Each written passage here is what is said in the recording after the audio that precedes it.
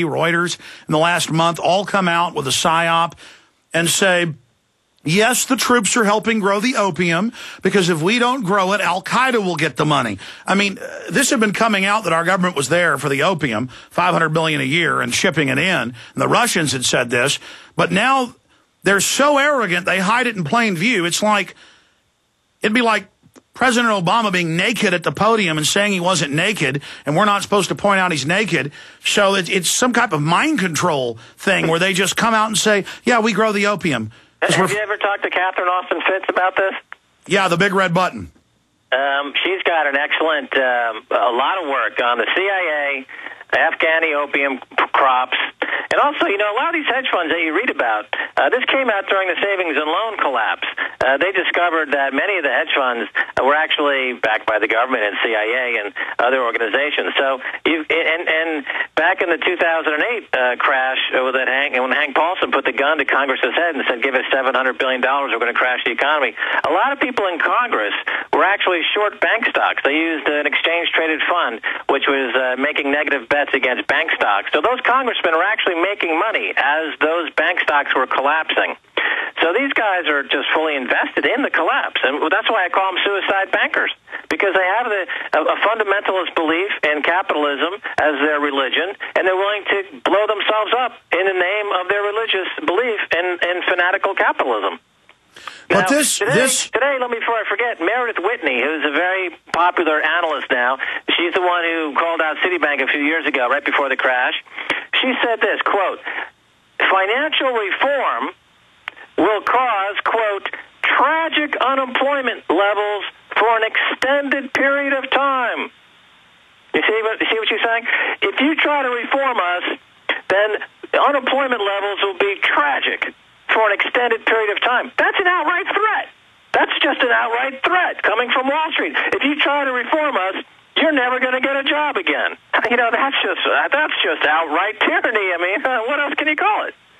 You're absolutely right. Well said, Max Keiser, and they just continue to threaten. Let's talk to Tom in Connecticut. You're on the air.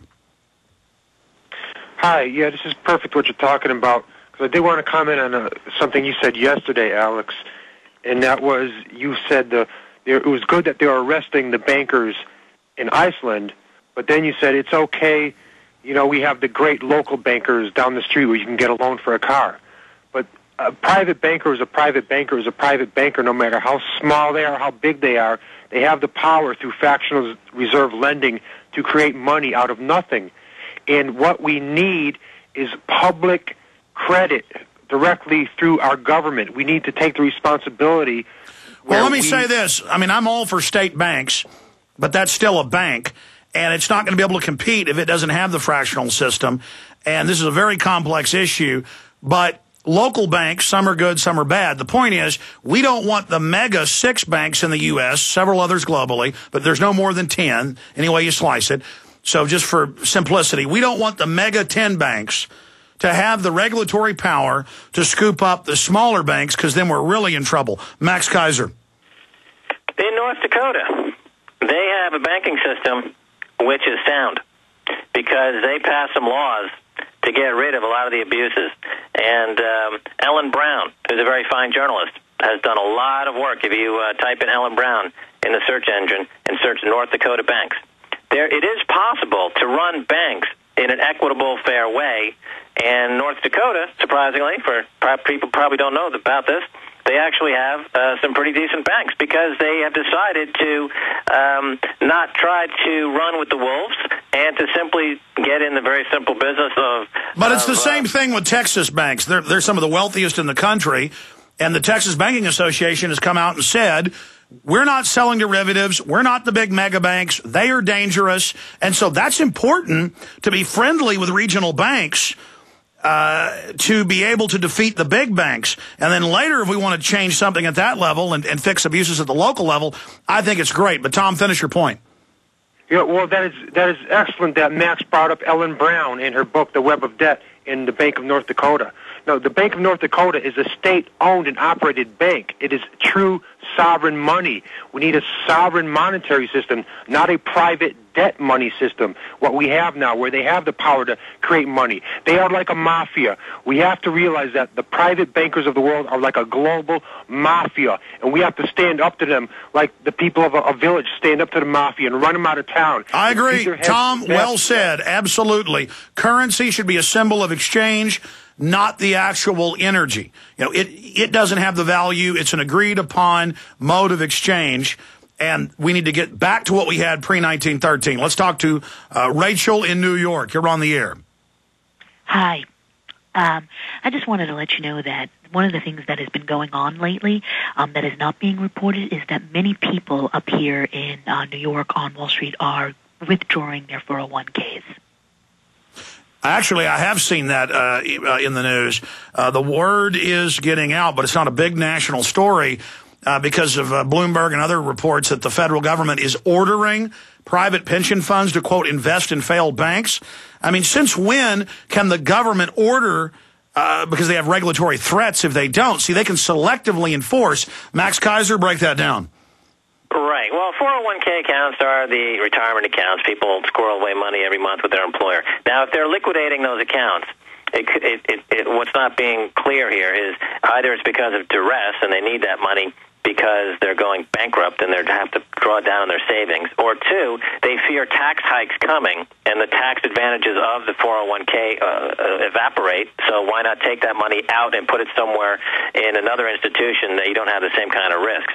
Now, I think what the caller is referring to is that people are removing money from their 401ks as an offensive measure, not a defensive measure, as a way to understand that they need to take more control of their financial well-being and to put what they thought was money safely put away into other alternative investments, possibly other currencies, other countries, into gold, etc.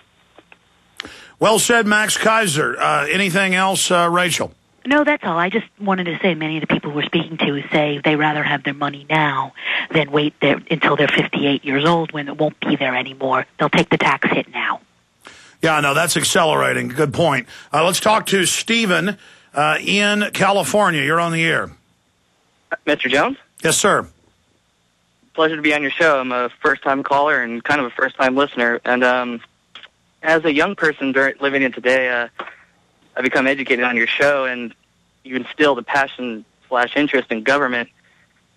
And I was wondering, how a person in my position, my family has no legacy and all that, how do I get into that sort of thing? Well, look, in high school, in college, they make it boring. It's government. It's like Alcatraz or something, or it's like some, island of Dr. Moreau. It's some imaginary thing far off. You've got to be involved in government, because if you don't, it's going to get taken over by shysters, and they're going to rob the hell out of you and hire a bunch of uniformed thugs to enforce their corruption. It's called tyranny. And so we've became the wealthiest country in the world because we had a small government and we were on top of things, and we allowed people to keep most of their wealth because it was their God-given right. Now we're becoming the center of evil because our wealth has been used to dominate the globe and build an empire, and no one is as enslaved as people inside the empire. And so people are waking up and deciding, I better get involved in government. Then they go get involved in government, and they find that for those that did get involved, there's a fake left-right choice, which is meant to further confuse them. Okay, they follow the yellow brick road. They've gotten to the Emerald, Palace. They've gone in, and there's this big flaming head telling them, "I am the Great Oz." And the next level is going, "No, Republicans and Democrats, you're not." Toto pulls the curtain back, or the 2-year-old points out the emperor has no clothes. Same analogy, same archetype. You pull it back, and it's a pot-bellied little demon goblin back there that's scared to death of you. If we don't pull back the curtain and arrest the goblin, it's over. Max Keiser.